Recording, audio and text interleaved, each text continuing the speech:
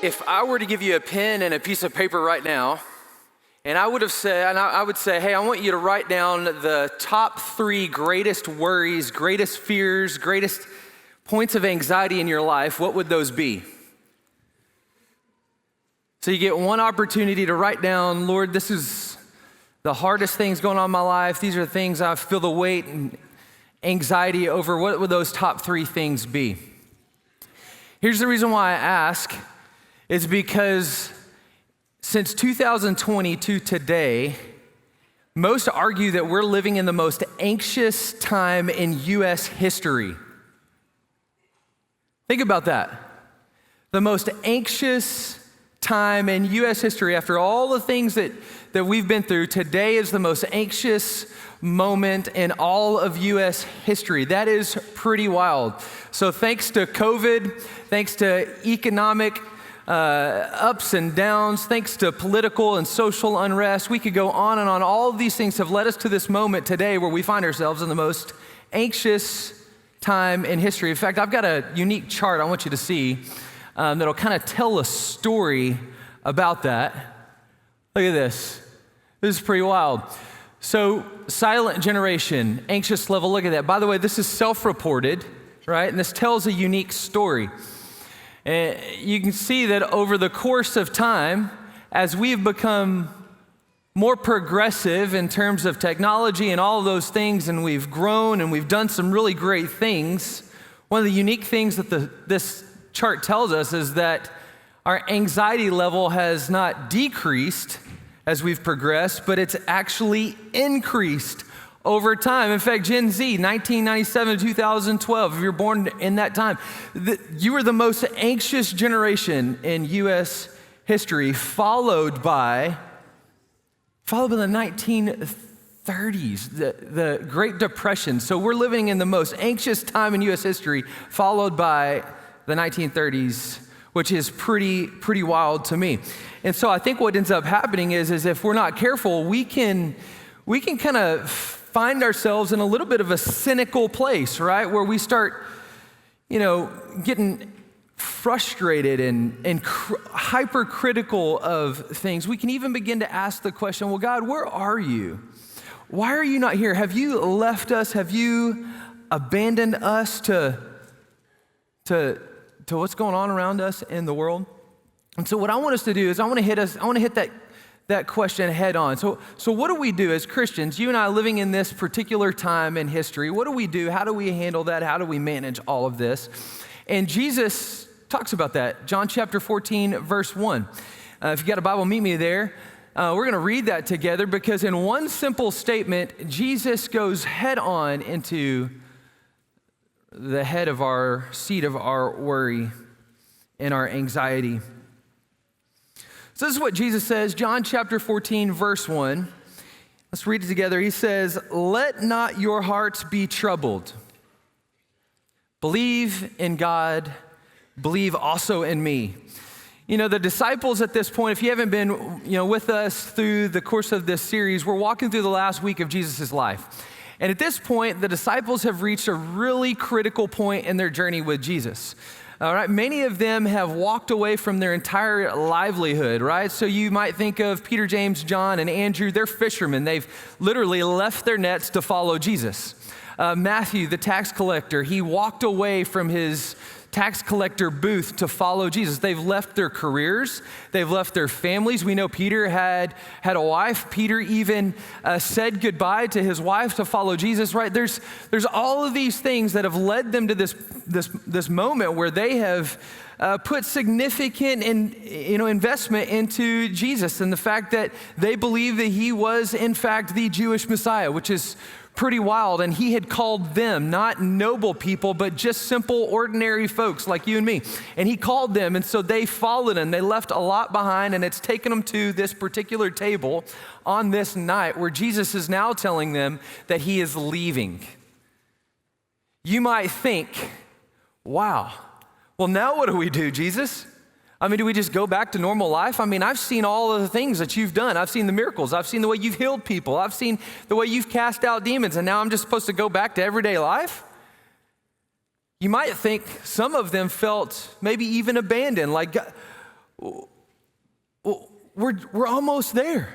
Why would you leave now? And yet, Jesus tells them, let not your hearts be troubled.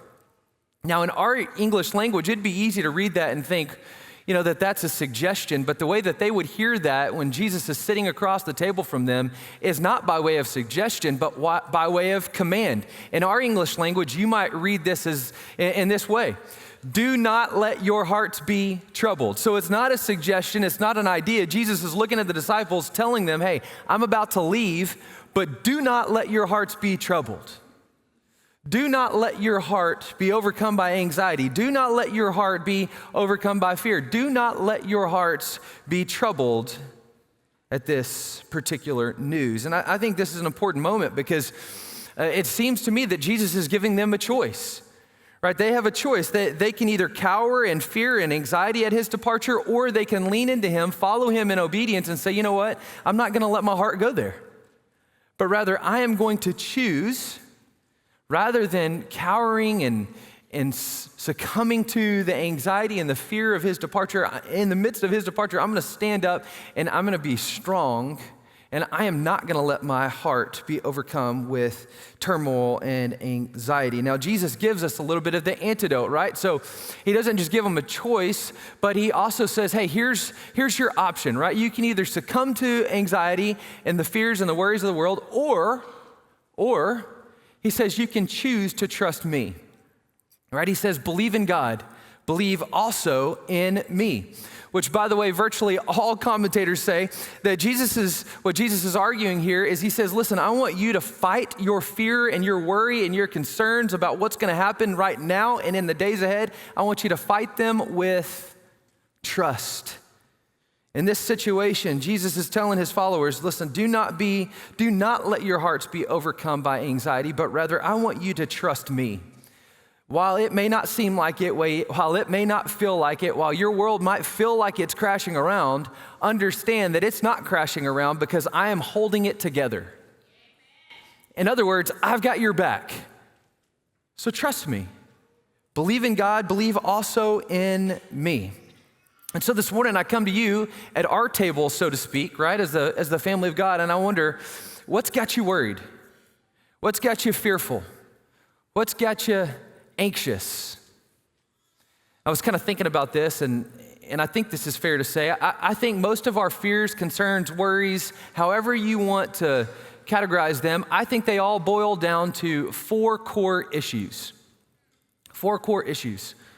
I think the first one is it's a loss of control, right? If I'm honest about what I'm fearful about, I'm fearful that I'm going to lose control. I'm fearful that I'm going to lose approval. I'm fearful that I'm going to lose comfort. I'm fearful that I'm going to lose power or maybe authority. That when we really think about what is it that keeps us up at night, I think it falls into one of those four categories, maybe maybe three, maybe all of them. I mean, maybe you're a worrywart and man, you're like, listen, I am in all four of those bad boys, right? I think there's probably many of us who probably fall into that category. There's been seasons of my life where certainly I have too. And yet here's what's interesting about all four of those categories. They all make us the center of our lives, right? Fear of control, losing control, fear of, losing some approval of people, maybe a coworker or a friend. Maybe it's fear of losing comfort. I don't like pain. I don't like pain. I don't know about you, but I don't like pain. I kind of like my comfort. I kind of like AC. I kind of like heat this morning, even though it, so it is what it is, right? Fearful to lose power or authority over my life. I mean, all of those things, what they do is they make us the center of our lives. Now, understand this morning that, to be fair, Jesus never dismisses your worries or your concerns, right? That's a beautiful thing about Jesus, right? He is a great high priest who has come to this earth and he has experienced the weight of sin and shame and guilt and hard things. Like, he gets all of that, right? So he's not dismissing anything about your life. but rather Jesus actually promises that we're going to have these things. He says in John 16:33, you probably have memorized this verse, right? Jesus says, I have said these things to you that in me you may have peace. That in the world you will have tribulation. It's not you might have tribulation. Sometimes you're going to run into some hard things. He says, no. You will have tribulation. You live in a broken world. Why would we expect that we would not have tribulation? And yet Jesus says, if you want peace, you have to find it in me. Why? Because I have overcome the world, right? Take heart, Jesus says, I have overcome the world. Now, to prove that to the disciples, to prove this idea that all authority on heaven and on earth, which is going to be a key theme as Jesus moves to the end of his earthly life, and then even too, when he returns, it's going to be the key phrase of why you and I go share the gospel. It's because he's been given all authority on heaven and on earth, right? And so Jesus has proven that to them in verse 2. In verse 2, here's what he says. In my Father's house are many rooms. If it were not so, would I have told you that I go to prepare a place for you? So Jesus is saying, hey, listen, I'm about to go. I'm going to go prepare a place for you. If that wasn't true, I wouldn't tell you that. Therefore, you can trust me, right? You can trust me, right? He says, and if I go to prepare a place for you, he says, I will come again and will take you to myself, that where I am going, you may be also. Wow, that's a promise. That's great. That's great. Now, D.A. Carson, he's a theologian, and he says this. I really appreciate what he says of this verse. He says, Jesus is not in the construction business, building buildings and renovating rooms as we might like to picture, but rather, Jesus is in the business of leading people back to God. Right? Jesus is not in the construction business, right? He's not building buildings. He's not in heaven right now building you your mansion, although sometimes we'll sing about it, although sometimes we might think that, right? Jesus, this is bigger than that, right? Jesus is saying, no. I've come here and I am your way. I am your vehicle back to God, right? Now, Jesus' departure, therefore, then is again, it's bigger than that. In fact, Jesus is saying, listen, while you cannot come with me, there's going to be a day that you can come, and I am your guarantee to that promise. And so what Jesus is telling them is helping them see that while I'm leaving right now, what I'm about to go do is to secure a future with me for all of eternity. So while you might think your life is falling apart, while you might think that, man, this is a mess, what Jesus is saying is, no. Things aren't falling apart. They're all coming together. By my departure, I've got to go so that I can secure a future for you apart from worry, apart from concerns, apart from fear, and apart from anxiety. Wow. That's a pretty good future. I'd say it's pretty secure. So now, look at me here because this is important. Your worries and your concerns, just like my worries and my concerns today, are real. I'm not dismissing them. Jesus is not dismissing them. That's not what we're trying to do.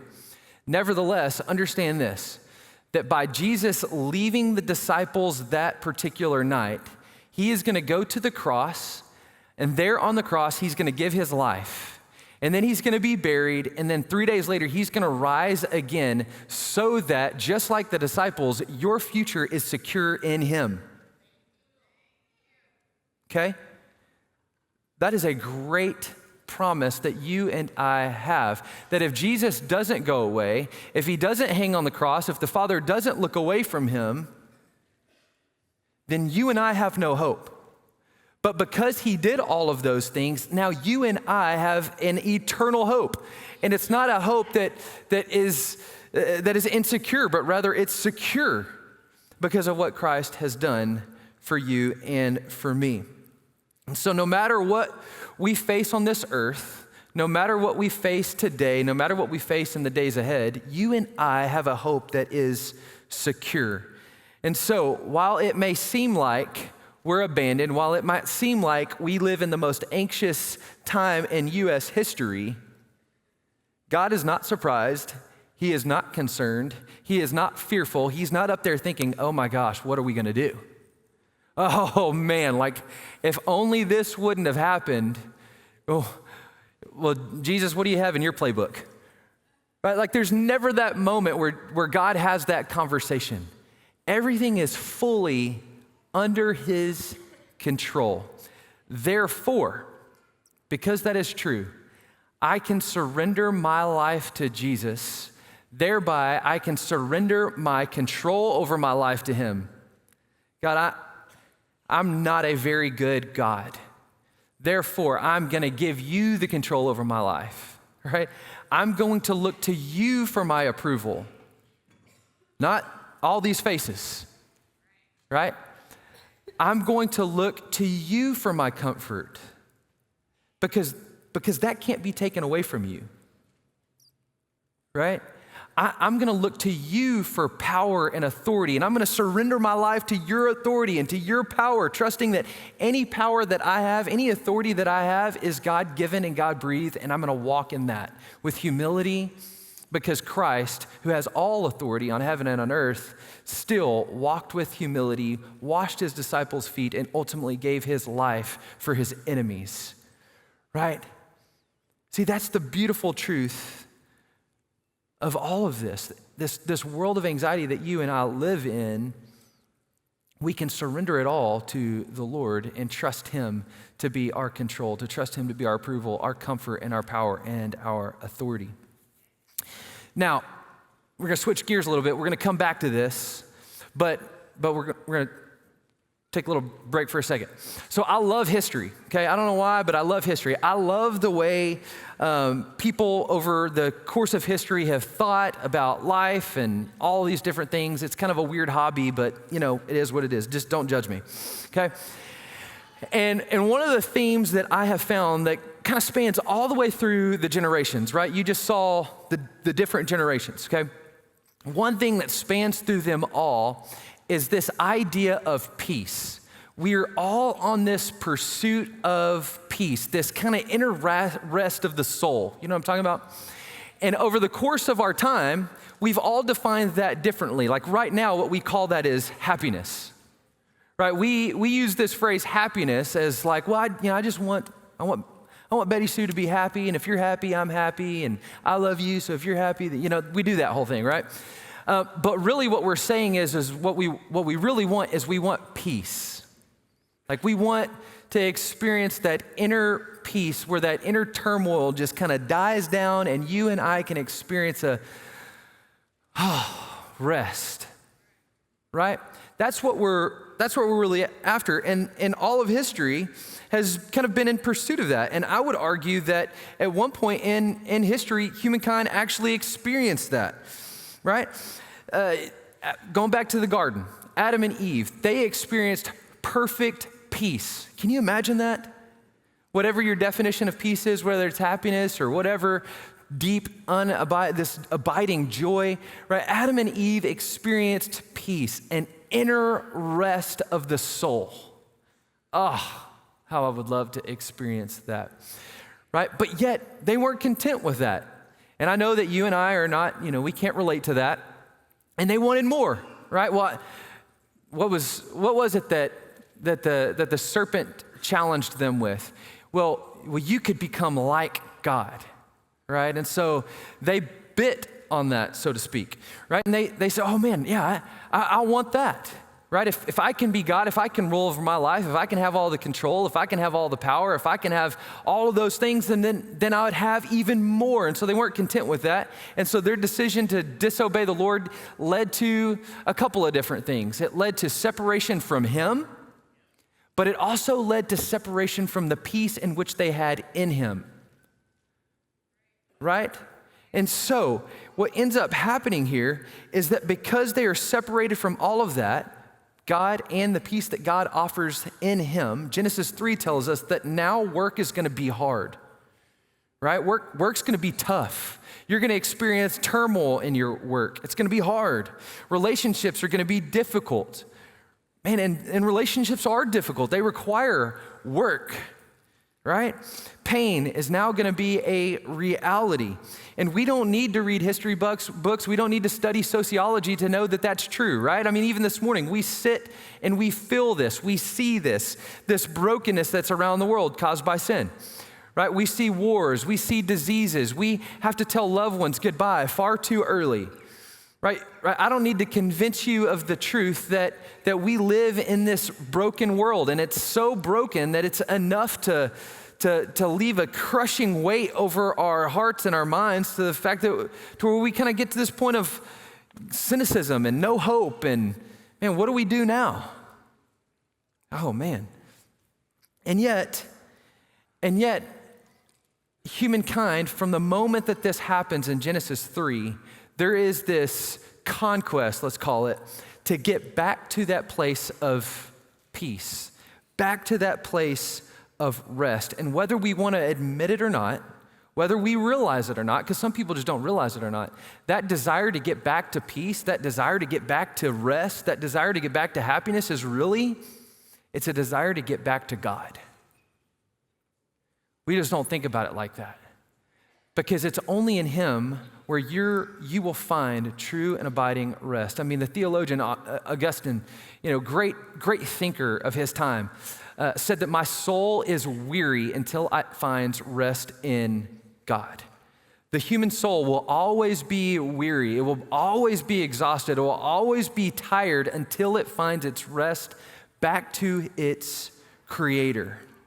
Now, human beings are really creative and innovative, right? Just after the fall, we've got Genesis 5 and 6. That's the story of Noah and the ark. And then right after that, Genesis 11 happens. And that's when we decide, we're going to build a tower, right? And so we try to get back to God by building a tower. And from that moment on, history proves itself that we are very innovative and creative in trying to answer the question, how do we get back to peace, rest, happiness? How do we get back to God? And so I've got this other chart here that might help us see all the ways in which you and I try to get back to a place of peace and rest. Now, this is not exhaustive, but this is a bunch of things, right? Creation of religions, right? That's the reason why a religion was created. It was to try to get back to a place of peace and rest, even if it's Buddhism, right? It's this idea of getting back to that place of peace and rest. All religions try to get us back to this point. We look to children to be that. We look for our rules and organization. We look for even things like gossip, right? There's this moment when I gossip about somebody where I kind of feel this exhilarating thing where it's like, and it kind of gives you a taste of that, right? Hobbies, scrolling Instagram, wealth, binging, eating, posting. I mean, all of these things, right? Whether they're good or bad, have a way of taking us back to that moment of peace and rest. But the thing that you and I both know is that all of them, even the good and the bad ones, offer us a taste of peace and rest for a time. Right? We agree with that? Like even the bad ones will offer us, it'll offer us just a taste, just enough to keep going. Right? That's sin, right? Sin always takes you farther than you want to go, keeps you longer than you wanted to stay, and costs you a whole lot more. Why do we engage in sin and keep engaging in sin? Because it promises us life, but it always overpromises and underdelivers. And the reason why we're attracted to it is because somehow it offers us just a taste of what peace and rest might be like, right? In that drink, in that smoke, in that you fill in the gap. But even the good things, right? Like kids are a blessing from the Lord, and yet we can use our kids, and I'm using that very specifically, we can use our kids to foster our own control, our own approval, our comfort, and our power and authority. We can use good relationships. We can use our spouses. We can use great things that are good gifts from the Lord, and yet we can use them to get to this place of peace and rest, and yet it fails every single time. It's just like a bungee cord, right? What does a bungee cord do? If I stretch out a bungee cord, what inevitably happens? It comes right back together. It comes right back together. Every time I take one of these things and I run with it, it brings me right back to where I started, only I'm usually more empty than before. I've lost more than I wanted to lose, and here I am. And so in contrast, Jesus tells the disciples what he is up to. And it's far bigger, it's far greater than that they could ever imagine, far greater than what we could imagine. That by his leaving, he is preparing the way back to God. Right? That's the point, right? That's D.A. Carson's point. It's that Jesus is leaving is not to go just prepare for us a mansion in heaven, but it's actually to prepare us and to prepare a place for us and a path for us to get back to God, back to peace, back to rest, back to this true happiness, the way in which your soul was designed to experience. That's this bigger picture that Jesus has given to us here in John chapter 14, is that Jesus is providing us a way back. And then Thomas, the great doubter, right? He asks Jesus a great question, and he says in verse 5, well, Lord, we don't know the way in which you're going. How can we know the way? How do we know the way back to peace and rest and happiness, this true, deep peace? How do we know the way? And Jesus answers him. He says, I am the way, I am the truth, I am the life. No one gets back to the Father except through me. So here we are. How do we get back to a place of peace and rest in the midst of the most anxious time in U.S. history? I am the way, the truth, and the life. No one gets back to what your soul longs for apart from Jesus. I am the way, the truth, the life. There is no other way. And this, by the way, presents for us a pretty significant problem. You know what the problem is? Well, the problem is that we live in a relative society. Part of the reason why you see this story that chart tells is because you and I live in this relative society where we don't know what's true and what's false. We live in the day of fake news, right? What in the world is fake news? Like, who came up with that, right? Like, how can you just make fake news? Well, you just do. And we buy it and we watch it, which, shame on who? Anyway, that's a whole rant. We're not gonna go on that. We're not gonna go into that. But here we are, right, in this relative society, and now Jesus is confronting that, this idea that there's no truth. And he says, no. There is a truth. It's an objective truth. And if you want to experience what your soul longs for, then you have to understand that there's only one way to get there. I am the way, the truth, the life. No one comes to me, or comes to the Father except through me. And the funny thing about it is because I've always found this to be interesting, is that people who are critical of this particular verse in the Bible will often use in language, well, I would never, or I always, which are absolute statements. So we might say there's not an absolute truth, yet we use absolute statements all the time. In fact, I hear it in language every single day in my conversation. Oh, I would never do that. Man, can you believe he always? Can you believe she always says? Right? We use absolute statements all the time, and yet when it comes to this verse, it's like, oh, well, we can't handle that. We reject that. And the reason why you and I reject that, and why we struggle with absolute truth, why society struggles with it, it's because Jesus' claim here is an assault to our pride. It's an assault to our pride. That's what it is, right? At the end of the day, it's an assault to our human pride. It's an assault to the little g God that we serve and that we worship. Think about that, right? His statement contradicts popular opinion that there are multiple ways to God, right? We live in a day and age where we feel like it is loving somebody to sit across the table from them and accept what they have to say in their belief system. Which, by the way, is not necessarily love. That's acceptance, but it's not love. Anyway, another rant. We're not going to go into that, right? And so there's a problem, right? It also contradicts the claim that truth is relative and that it's different for each person. There is a phrase right now where we might say, "Well, my truth versus your truth." Listen, there's no such thing. That's your experience, not necessarily your truth. We might have different experiences, but that doesn't make my truth better than your truth or your truth better than my truth. It's all of our experience. We all have different experiences. We all have that lead us to different preferences, that lead us to different opinions, but that doesn't necessarily make them to be true. Jesus is claiming a truth, right? So that's that. Jesus' claim rejects the idea that I can get peace and rest through human empowerment, self-discovery, or reasoning. That's probably the biggest one, right? Like, talk about an assault to our pride. What he's saying here is that you can't arrive at that place of happiness apart from him.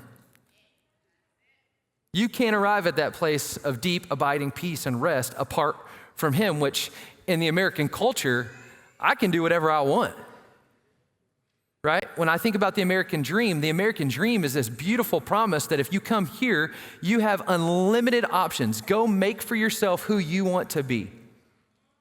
That's great until it comes to faith and comes to this question, right? That's great for your career and for your family and all of those things, but when it comes to answering the question, how do I get back to peace and rest, it really fails us because it tricks us to believing that I can get there, but the reality is Jesus saying you can't get there. In fact, it doesn't matter how pretty you are, how much money you've got in your bank, how gifted you are, how smart you are, none of that can get you to this place. And so then we have this problem, right? Where, oh gosh, well, what am I going to do?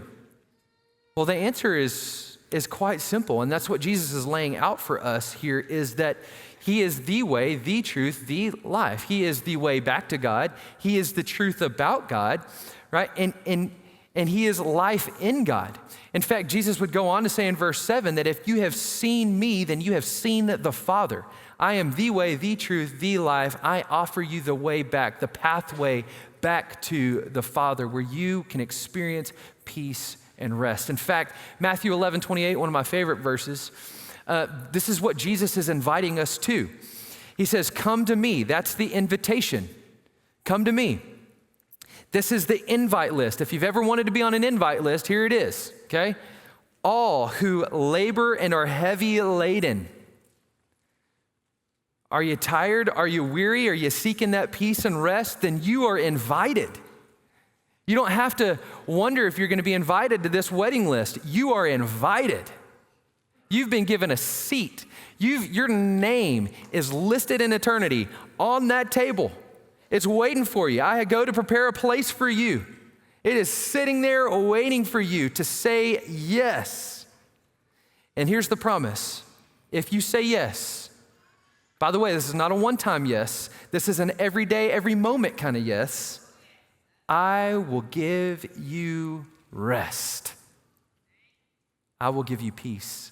I will give your soul what it longs for. But I am the only way. What we listed up there is not going to get you there. It might pretend, it might be a great facade, but it is not going to get you there. Only I, Jesus, can get you to that place. So this morning, here's kind of the thing I want us to think about, right?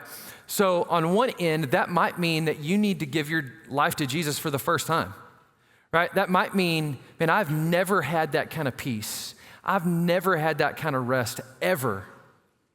Man, I need the way, the truth, and the life, right? If that's you, I'd love to talk with you after the service. Our team, Connection Central team, would love to talk with you. If you've already taken care of that, right? We talked about that Matthew 24, right? Jesus is coming. It's impending. He's coming. Are you ready? Now, here's the other side of that. The temptation that Christians face, that you and I face, is that we can check that box and say, well, I'm ready. I've already taken care of that. Jesus is the way, the truth, and the life, and we will use this as an evangelistic verse. And it is an evangelistic verse. But understand, it's not just for justification, it's also for your sanctification and will ultimately be your glorification. So it never ends in your journey with the Lord, right? So it's not just I walked down the aisle, I prayed this one time, and now I have it. That is true, but it's more than that. This is an every moment of every day kind of surrender to the way, the truth, and the life. If you want to experience the ongoing peace of God in your life, then that means that you have to keep going back to the well that is your life, that is your peace, that is your rest. You follow me? And so the temptation that you and I have is to say, okay, I got that taken care of. Now I'm going to go live my life the way I want to live my life, or I'm going to live my day the way I want to live my day. And the problem is that we lose that peace and that rest, and then we return back to that cycle of all those things. And Jesus is like, no, I paid for all of that. So you didn't have to do that. Now you can come to me. You don't have to go here, come to me. You see the difference? And so then you and I have a whole lot more peace, a whole lot more rest, and a whole lot less anxiety in a world that's filled with worries and cares and anxieties. In fact, it's the most anxious time in U.S. history, and yet Christians don't have to be a part of that statistic. Wow. Man, what an invitation. Come to me, all who are weary and heavy laden, and I will give you rest. The way, the truth, and the life. He is the way back home. He's the way back home. He's the way back to what your heart longs for. Let's pray. Well, God, we come to you today and we thank you so much for Jesus. We thank you that he is the way, the truth, and the life, and I don't have to allow my pride to get in the way of that. In fact, I can just surrender to it and say, Lord, thank you. Thank you that you've given me this pathway back. Help me to stay on it. Help me to follow it. Help me to look to you and not be distracted by the cares and the worries of this world, but rather, Lord, help me to take hold of you as my way back. You've done it all. All I got to do is hold on. All I got to do is hold on. God, help us to surrender our control and our approval and our comfort and our power and authority that you have given to us. Help us to surrender that and to find all of those things in you, Lord, so that you can give our hearts rest and peace today. Lord, we need you. We recognize even in this moment that we can't get it there without you. Thank you for Jesus. It's in his name we pray. Amen.